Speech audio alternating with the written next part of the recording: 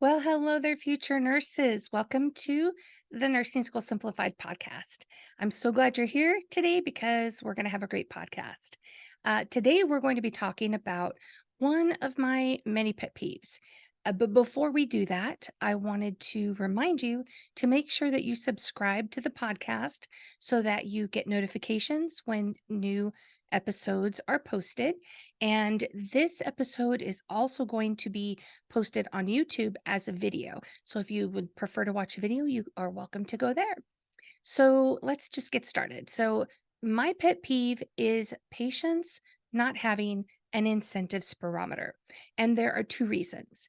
The first reason is that because the incentive spirometer is very helpful to patients. It improves their overall health and can reduce their length of stay and can reduce their chance of developing any type of infection while they're in the hospital. The second reason is that there are many interventions that nurses perform, but this is one that we can initiate independently of a physician's order. And I just don't see this done very often. And that's another reason it's a pet peeve of mine. It's because it's something that we can do, it's something that is nurse driven, and I just don't see it being done enough. Now, if you're not sure what an incentive spirometer is, I do have one here that you can take a look at.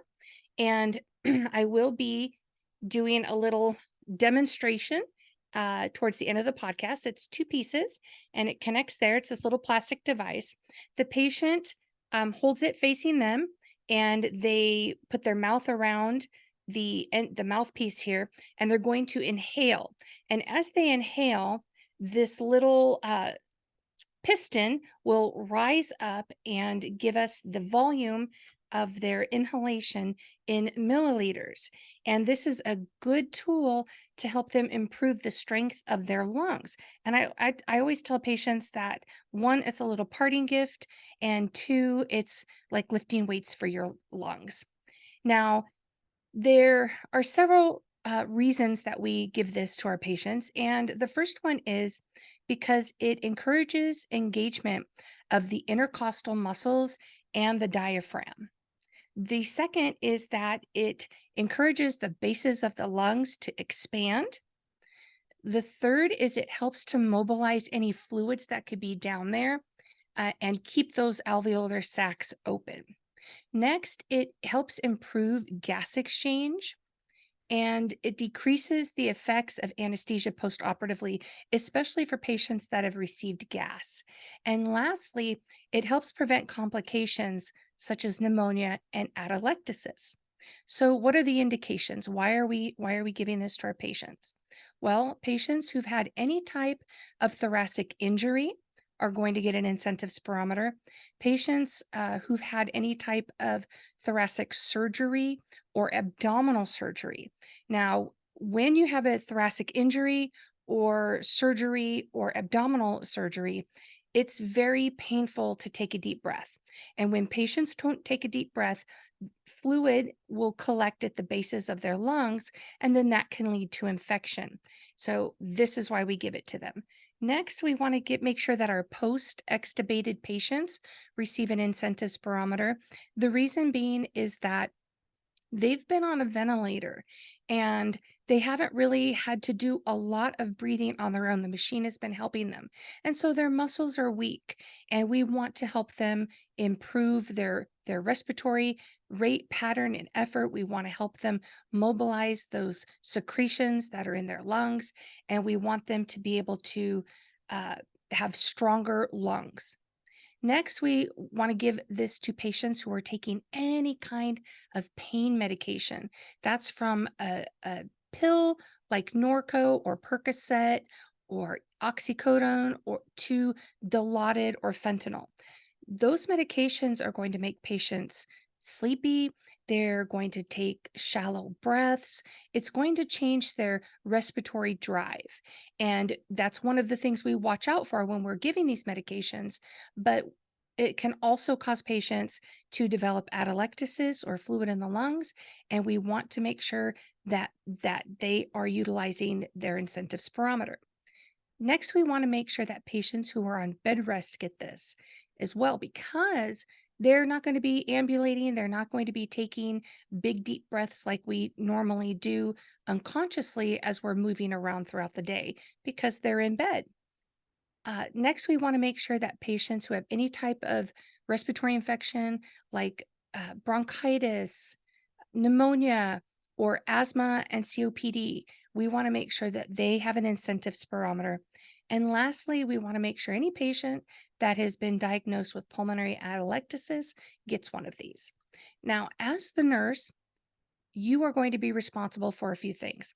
You want to make sure that your patient is positioned correctly. They need to be sitting upright in their bed.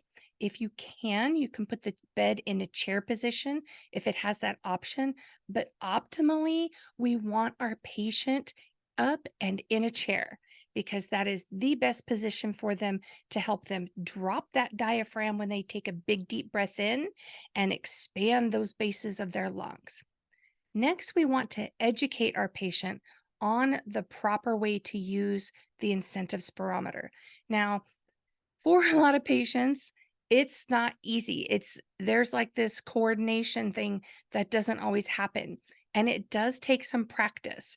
And the only thing that you can do is explain it and encourage them and help them to get it right. Once they do get it right and they are taking those big, deep breaths, they may start to cough and it may be painful, but it's supposed to be. And the more that they utilize the incentive spirometer, the less it's going to hurt and the less they're going to cough. Now, we also want to make sure that they're doing the proper technique. We don't want short breaths in. We want nice, long, slow inhalation to make sure that the piston rises. So here, I will show you right now how to do it. And it's pretty simple. I was practicing earlier today because I thought maybe I wouldn't be so good at it, but I actually am. So here we go.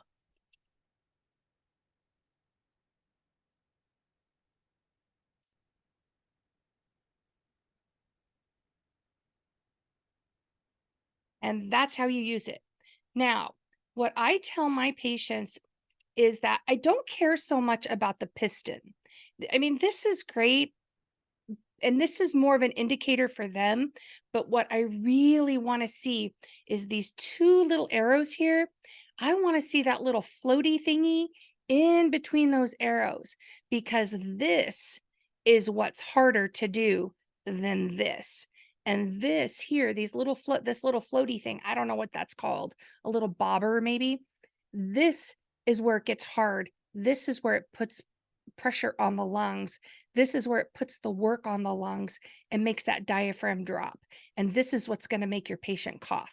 So that's how you want to teach them to do it. Next, we want to make sure that we encourage our patients to do this at least 10 times an hour, but the more they do it, the better.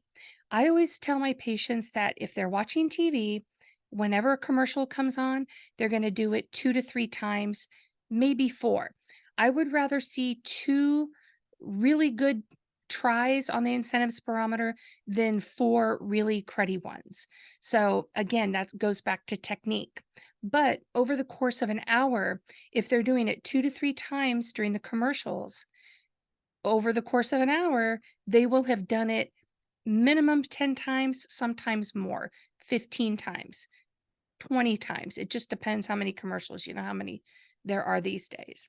And lastly, probably the second most important thing is we want to make sure that we document.